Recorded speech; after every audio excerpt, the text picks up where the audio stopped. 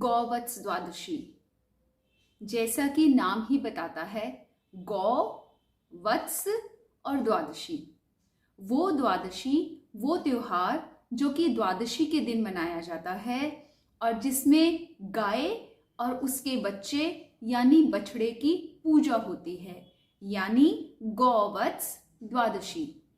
यह त्योहार, पर्व, उत्सव और व्रत कार्तिक मास के कृष्ण पक्ष की द्वादशी को मनाया जाता है, जिस दिन विशेषकर बछड़े वाली गाय का पूजन किया जाता है।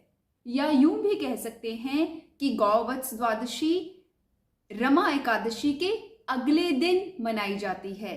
या यूं भी कह सकते हैं कि धनतेरस से यानी कि धन त्रयोदशी से एक दिन पहले आने वाला दिन गौवत्स द्वादशी के रूप में मनाया जाता है। सनातन धर्म के हिसाब से गौ माता सिर्फ एक पशु ही नहीं, सिर्फ एक पशुधन ही नहीं, बल्कि मनुष्यों का, इंसानों का भरण पोषण करने वाली गौ माता है।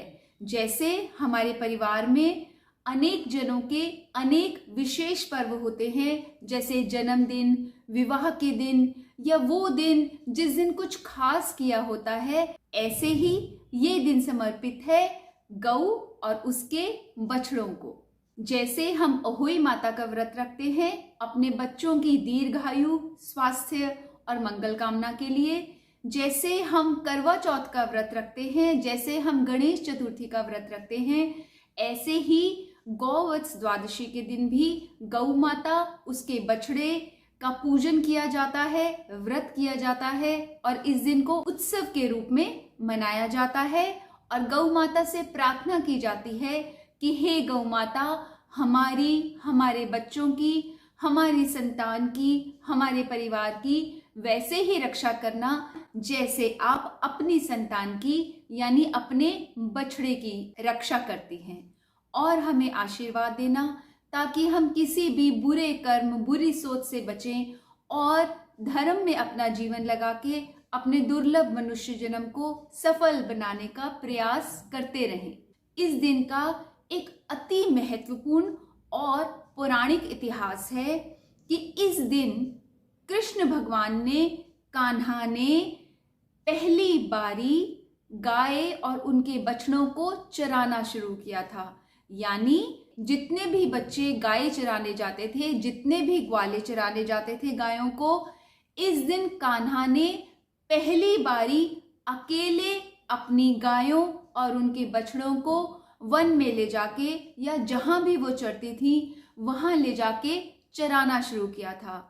जैसे हम अपने बच्चों का जन्मदिन मनाते हैं या हम ध्यान रखते हैं कि इस दिन हमारे बच्चे ने पहला कदम रखा, इस दिन हमारे बच्चे ने पहला शब्द बोला, इस दिन बच्चे ने मां बोला, ऐसे ही कृष्ण भगवान ने पहली बारी गायों को चराना शुरू किया था कृष्ण पक्ष की कार्तिक मास की द्वादशी को, यानी गौवत्स द्वादशी को। इसीलिए इसे गौवत्स द्वादशी कहते हैं।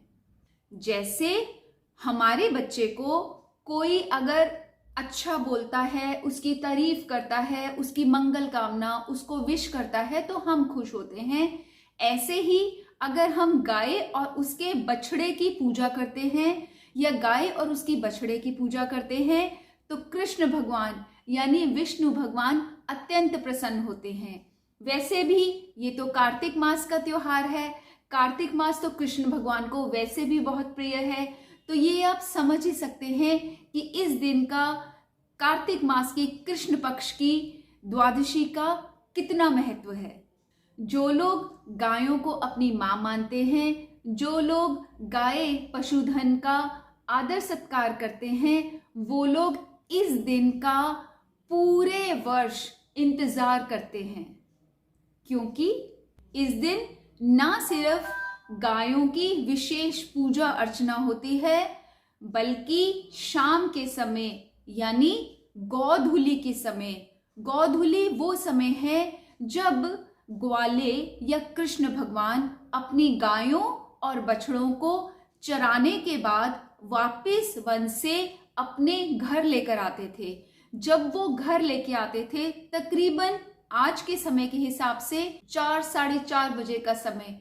और जब गायें और उनके बछड़े वापस आते थे तो थोड़ी थोड़ी धूल उड़ती थी, मिट्टी उड़ती थी। वो जो समय है जब बछड़े भाग के अपने घर आते हैं, गायें आती हैं, तो जो मिट्टी उड़ती है उस समय को, उस बेला को गोधूली बेला कहते हैं। जो लोग गायों का पूजन करते हैं, जिन लोगों को इस दिन का विशेष महत्व मालूम है, वो जानते हैं, वो पूरा वर्ष इस दिन का इंतजार करते हैं ताकि गोधूली बेला में खासकर से गायों और उनके बछड़ों की विशेष पूजा अर्चना की जाए, उनको रोटी खिलाई जाए, उनको ताजा हरा चारा खिलाया जाए, उनको नमस्कार किया जाए। और एक बात और, गोधूली बेला में यह मान्यता है कि जब आप सड़क पर, वन में, गांव में, शहर में जहां भी गाय देखें, अगर कुछ भी ना कर सकें, कम से कम एक रोटी तो, या एक घी लगी रोटी जिसके अंदर थोड़ा सा गुड़ आप डाल लें, वो तो एक गाय को खिला ही सकते हैं। और साथ में गाय के अगर बछड़ा हो तो सोने पे सुहागा। गोधूली के समय गाय को गुड़ सहित एक रोटी खिलाएं, हो सके तो गाय की प्रदक्षिणा करें, परंतु सावधानी जरूर बरतें क्योंकि गाय भी पशु है और हम कलयुग में रहते हैं। प्रदक्षिणा करने के बाद गाय जहां जहां जाती है, गाय के पीछे, उसके बछड़े के पीछे 2 कदम, 4 कदम, 8 कदम चलें और चलते हुए मन में क्या बोले? ओम नमो भगवते वासुदेवाय। हो सके तो इस मंत्र का जाप थोड़ा उच्च स्वर में करें ताकि यह मंत्रोच्चारण गाय और उसके बछड़े के कान में भी पड़े। यूं तो हम गाय की पूजा कर रहे हैं, अर्चना कर रहे हैं। गाय में कहते हैं 33 करोड़ देवी देवताओं का वास होता है। हम सीधे तौर पे या फिर डायरेक्टली, इनडायरेक्टली कह सकते हैं कि हम अपना भला चाहते हैं, आशीर्वाद चाहते हैं गौ माता से। लेकिन क्योंकि गौ माता भी पशु है, अगर आप अपने मुंह से ये मंत्रोच्चारण करेंगे ओम नमो भगवते वासुदेवाय, तो ये शब्द गाय के भी कानों में पड़ेगा, ये शब्द बछड़े के भी कानों में पड़ेगा। इसका मतलब आप जो चाहते हैं अपना भला करना, वो मंत्र जिसके भी कान में पड़ेगा उसका भी भला होगा। कर भला तो हो भला। और जब आप ये सब कृत्य कर रहे हैं, गाय को रोटी खिला रहे हैं, गाय की परिक्रमा कर रहे हैं, गाय के पीछे कुछ 8, 10, 15, 20 कदम चल रहे हैं, मंत्र जाप कर रहे हैं, तो आसपास आपके चलने वाले या गाड़ी में जो जा रहे हैं लोग, वो भी देखेंगे। और ध्यान रहे, अच्छाई, ज्ञान, सही समझ ये हमेशा बांटने से बढ़ते हैं। हमारा ये कर्म है कि हम अपनी अच्छाई, अपनी समझ दूसरों के साथ साझा करें, लेकिन सुपात्र के साथ। जैसे आप इस वीडियो को देख रहे हैं, अवश्य में आप अच्छी बातें सीखना चाहते हैं। धीरे धीरे धीरे धीरे जैसे जैसे कलयुग बढ़ेगा, वैसे वैसे इन बातों का लोप होता जाएगा। अभी अगर मैं कहूं या सोचूं तो हर 100 में से शायद 5, 10 या ज्यादा से ज्यादा 20 लोगों को गौवत्स द्वादशी का महत्व पता होगा, या फिर कामकाजी होने की वजह से उन 20 में से भी शायद 1 या 2 इक्का दुक्का लोग गोधूली के समय अपने ऑफिसों में से, अपने घरों में से निकल के गाय माता की परिक्रमा करने या उनके पीछे कुछ कदम चलने के लिए जाते होंगे। क्यों? है ना, है बहुत मुश्किल ये काम। लेकिन जब हमें अपने बच्चे का जन्मदिन मनाना होता है तो हम पता नहीं कहाँ कहाँ से जाके मिठाइयाँ, फल, सजावट का सामान, केक, गिफ्ट्स, उपहार लाते हैं, रिश्तेदारों को आमंत्रित करते हैं, 10 दिन पहले तैयारी करना शुरू कर देते हैं। लेकिन ऐसे व्रत और त्योहार जिनसे हमारा अपना ही भला होगा, वो करना भूल जाते हैं या किसी वजह से वंचित रह जाते हैं। तो ध्यान रहे, वही कीजिए जिसमें आपका अपना स्वार्थ निहित है, यानी ऐसे कर्म, ऐसे दिन जिनको मनाना आपके लिए ही श्रेयस्कर है। हर महीने में हर तिथि 2-2 बार आती है, जैसे एकादशी 2 बार आती है, जैसे द्वादशी 2 बार आती है, जैसे चतुर्दशी 2 बार आती है, जैसे अष्टमी 2 बार आती है। ऐसे ही गौवत्स द्वादशी मनाई जाती है कृष्ण पक्ष, या यूं कहें कार्तिक मास के कृष्ण पक्ष की द्वादशी को। पूरे ही कार्तिक मास तुलसी माता की पूजा, गाय की पूजा और भगवान कृष्ण या भगवान विष्णु की पूजा का अत्यंत महत्व है। किंतु दशमी, एकादशी और द्वादशी, इन तीनों दिनों में गाय, तुलसी और भगवान विष्णु की पूजा का अत्यंत दुर्लभ फायदा अगर आप उठाना चाहते हैं तो इन 3 दिनों में खास तरीके से तुलसी, गाय माता और भगवान विष्णु की पूजा कीजिए। सावधान रहें, कुछ लोग अनजाने में सिर्फ अपनी पूजा पूरा करने के चक्कर में गौवत्स द्वादशी को गाय और उनके बछड़े को माला पहना देते हैं, गेंदे के फूल की या किसी और की। किसी तरह वो गाय को वो माला पहना तो देते हैं, उस दिन गाय सुंदर भी लगती है, किंतु अगर आप ध्यान से देखेंगे तो 1 या 2 दिन के बाद वो जो फूल माला है, फूल उसके सूख जाते हैं, धागा गाय के गले में टाइट हो जाता है, कस जाता है और उससे गाय को कष्ट होता है। इसलिए अपने धर्म का पालन कीजिए, लेकिन किसी को कष्ट पहुंचाए बिना। मेरी ये सोच है, मेरी ये समझ है कि किसी भी गाय को आप ऐसे हार न पहनाएं, क्योंकि आप पहना देंगे और गाय पता नहीं कल परसों कहाँ जाएगी और वो धागा शायद 6 महीने, साल, 2 महीने, पता नहीं कब तक उसके गले में लटका रहेगा, फंसा रहेगा और उसको तकलीफ होती रहेगी।